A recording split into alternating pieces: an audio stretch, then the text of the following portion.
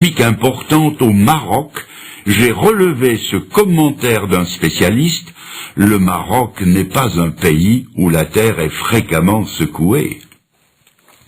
En me fiant aux déclarations de la Bible, que je tiens pour inspirées de Dieu, j'ai entrepris une collection d'un genre nouveau. J'ai guetté toutes les nouvelles des tremblements de terre d'intensité variable rapportées dans mon journal et je les ai découpées et collées dans un album. Il ne m'a pas fallu longtemps pour le remplir tout entier jusque sur les pages de garde. Pour mieux vous faire saisir la réalité de ce « en divers lieux », j'ai mis ces lieux, des pays, villes importantes ou régions, je les ai mises par ordre alphabétique, et je vous en livre le résultat actuel. Quand j'étais haut comme 3 pommes, j'ai appris à l'école l'alphabet A, B, C. Et je commence. Alger, Afghanistan, Açores, Acapulco, Aléoutienne. Et puis, Barcelone, Brest, Bad Hersfeld, Bologne, Bogota, Caen, Catanzaro, Cherbourg, Derby, El Asnam, Ebingen, Fairbanks, Fribourg, Florence, le Frioul, Graz, Guatemala, Hawaï, Ualienne, Istanbul, Izmir, Java, Juneau, Kurdistan, Kermadec, Klagenfurt, Kobe, Londres, Le Caire, La Louvière, Lisbonne, Mexico, Marseille, Manille, Morlaix, Milan, Nantes, Nice, Nouvelles-Hébrides, Oslo, Okinawa, Pérou, Pasadena, Quito, Raguse, Rome, Santiago, San Francisco, Stuttgart, San Salvador, Téhéran, Tokyo, Tunis, Turin, Vienne, Vulcano, Württemberg, Yellowstone, Zélande et Zurich. La Bible va plus loin quand elle nous en parle d'ébranlement. Elle dit que les puissances des cieux seront ébranlées, c'est-à-dire que les démons redoublent d'efforts. La Bible nous dit encore, les nations ne sauront plus que faire, c'est-à-dire que les structures de la civilisation s'effritent et s'effondrent. Elle va plus loin encore et elle dit il y aura des tremblements de terre en divers lieux, c'est-à-dire que les éléments de la nature se détraquent. Autrement dit, chacun à sa façon se prépare pour le retour de Jésus-Christ. À mon tour de vous demander si vous êtes prêts pour ce grand événement. Quatrièmement, jamais on n'a entendu dire que les hommes aient souhaité des cataclysmes de ce genre. Demandez à ceux qui ont vécu les tragédies du Frioul en Italie, du Kobe au Japon, ou d'Izmir en Turquie, tous vous diront qu'ils ont peur des fléaux de la nature. Et pourtant les jours viennent où des hommes qui ont désappris à lever les yeux vers le ciel, qui ont désappris à prier, vont prier le ciel de leur envoyer des tremblements de terre. Voici ce qu'on lit en Apocalypse 6, verset 12. Quand il ouvrit le 6e sceau, il y eut un grand tremblement de terre. Le soleil devint noir comme un sac de crin. Les rois de la terre, les grands, les chefs militaires, les riches, les puissants, tous les esclaves et les hommes libres se cachèrent dans les cavernes et dans les rochers des montagnes. Et ils disaient aux montagnes et aux rochers, « Tombez sur nous et cachez-nous devant la face de celui qui est assis sur le trône et devant la colère de l'agneau, car le grand jour de sa colère est venu et qui peut subsister ?» Du haut en bas de l'échelle sociale, les hommes tremblent et désirent un cataclysme qui leur offrira un refuge devant celui qui vient. Quels sont ceux qui tremblent et qui prient? Ce sont ceux qui n'ont pas tremblé à la pensée de leurs péchés et qui n'ont pas prié pour en avoir le pardon. Ce sont ceux qui ont tourné le dos à la grâce de Dieu et qui ont dit non à Jésus-Christ quand il était l'agneau de Dieu qui ôte le péché du monde. En ce jour, par un de ces paradoxes dont se sert l'Écriture, c'est encore l'agneau de Dieu, mais il est animé de sa colère. Et dans leur épouvante, ils invoquent un Dieu qu'ils ont méconnu pour que la terre tremble, pour que des cavernes s'ouvrent au flanc des montagnes et pour que des rochers tombent et en obturent l'entrée. L'heure J du jugement a sonné et la terreur est telle que pour la première fois dans l'histoire du monde, les hommes désirent ce qu'ils ont toujours craint.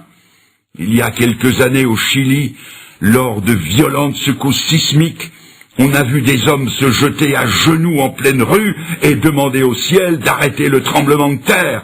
Ici, c'est le contraire. Ils implorent le ciel de leur envoyer un cataclysme qui leur paraît plus supportable que d'affronter le juste jugement de Dieu.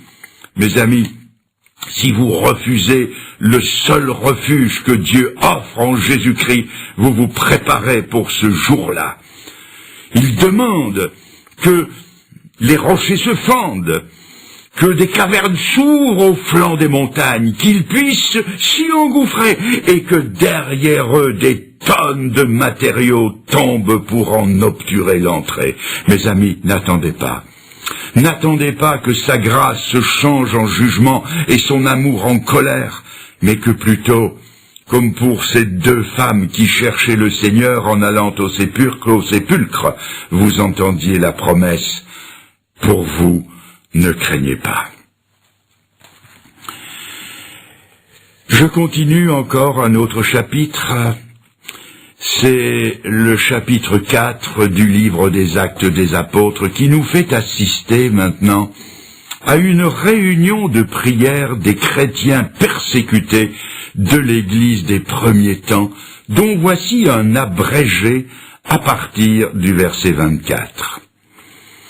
Ils élevèrent à Dieu la voix tous ensemble et dirent « Seigneur, vois leurs menaces et donne à tes serviteurs d'annoncer ta parole avec une pleine assurance. Étends ta main pour qu'ils se fassent des guérisons, des miracles et des prodiges par le nom de ton saint serviteur Jésus. » Quand ils eurent prié, le lieu où ils étaient assemblés trembla. Je répète, le lieu où ils étaient assemblés trembla. Ils furent tous remplis du Saint-Esprit et ils annonçaient la parole de Dieu avec assurance. Le lieu où ils étaient assemblés trembla. Un ami chrétien dont le ministère s'exerçait surtout au niveau de la cure d'âme et qui avait à combattre, comme le dit l'Écriture, contre les dominations, autorités des princes des ténèbres et les esprits de méchanceté dont parle l'Épître aux Éphésiens. Cet ami m'a dit un jour que, comme cela se passe dans les évangiles, un démon avait crié par la bouche d'un possédé. Écoutez bien ça. Quand les chrétiens prient, nous les démons nous tremblons. Et en réponse à la prière de ces chrétiens de la première heure, l'enfer a dû trembler au point qu'un tremblement de terre limité a secoué le lieu où ils étaient réunis. Voyez-vous, les premiers chrétiens croyaient à la puissance de la prière. Pour eux, la prière ce n'était pas un rite, c'était un besoin.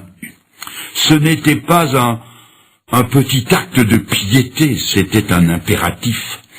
Ce n'était pas la récitation monotone de prières apprises par cœur, c'était une conversation intense avec Dieu. Sommes-nous dès lors étonnés que l'enfer tremblait en profondeur et en surface, et que les premiers disciples sortaient de là remplis du Saint-Esprit pour annoncer la parole de Dieu? Je veux maintenant vous transporter au ciel par la pensée et par la Bible et vous faire voir ce qui se passe au ciel quand sur la terre les chrétiens prient.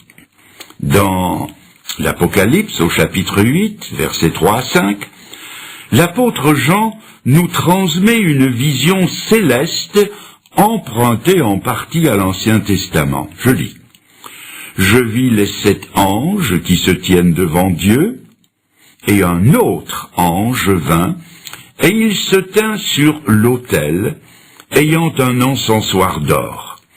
On lui donna beaucoup de parfums, afin qu'il les offrît avec les prières de tous les saints sur l'autel d'or qui est devant le trône. La fumée des parfums monta, avec la prière des saints, de la main de l'ange devant Dieu. L'ange prit l'encensoir, le remplit du feu de l'autel et le jeta sur la terre. Et il y eut des voix, des coups de tonnerre, des éclairs et un tremblement de terre.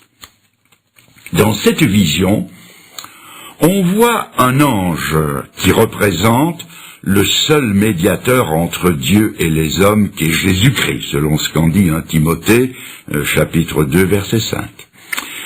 On y voit donc le Seigneur qui retransmet devant le trône de Dieu les demandes de ceux qui sont en prière sur cette terre.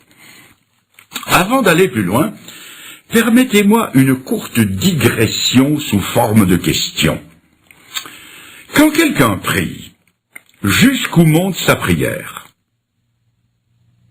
Qu'en pensez-vous? Ma réponse va vous étonner et peut-être même vous scandaliser en un premier temps. Les prières les plus ferventes ne montent pas plus haut que le plafond, ou jusqu'au premier étage, avec le risque d'importuner les voisins si vous priez fenêtres ouvertes et à tue-tête. Maintenant, ne me prenez pas pour un mécréant avant de m'avoir écouté jusqu'au bout. Si vous regardez bien le texte que je viens de lire, vous verrez que ces prières sont, et je souligne, sont alliées au parfum de l'ange devant Dieu. C'est-à-dire que nos prières ne parviennent jusqu'au ciel que si elles sont alliées au parfum des perfections de Jésus-Christ, qui est notre seul représentant devant Dieu. C'est pourquoi, dans le Nouveau Testament, comme aussi dans toutes les églises évangéliques du monde, chaque prière est ponctuée du « au nom de Jésus-Christ ». Ce n'est pas là une formule magique, c'est la foi en la valeur de l'unique médiation de Jésus-Christ. Et ainsi fait en son nom, les prières les plus secrètes, traversant les espaces intersidéraux, sont en temps réel, comme on dit aujourd'hui, entendues devant le trône de Dieu, parce qu'elles sont faites au nom de Jésus-Christ, notre seul représentant devant Dieu. C'est ce qui s'est passé en Apocalypse 8. Et la réponse est venue sous forme de voix, de coups de tonnerre, d'éclairs et d'un tremblement de terre. C'est ce qui s'est passé en Acte 4, évoqué plus haut, où le lieu où ils étaient assemblés trembla, où ils furent remplis du Saint-Esprit. C'est ce qui s'est passé en Acte 16, où, dans la sombre prison de la ville de Philippe en Grèce, Paul et Silas, battus jusqu'au sang et enchaînés, priaient et chantaient les louanges de Dieu. Et en réponse à ces prières, non seulement l'enfer a tremblé, mais un tremblement de terre a secoué la ville, au point que les chaînes des prisonniers se sont descellées, et que les portes de la prison sont sorties de leurs gonds, et qu'en finale le geôlier, toute sa famille, et tous ceux qui étaient avec lui dans sa maison se sont convertis au Seigneur. Quelqu'un me reprochera peut-être d'évoquer des faits réels, peut-être, mais dépassés et n'ayant aucun équivalent dans notre monde d'aujourd'hui. Quelqu'un dira ou pensera que je suis vieux jeu et poussiéreux comme une salle de musée. Peut-être même que quelqu'un ironisera en me posant une question.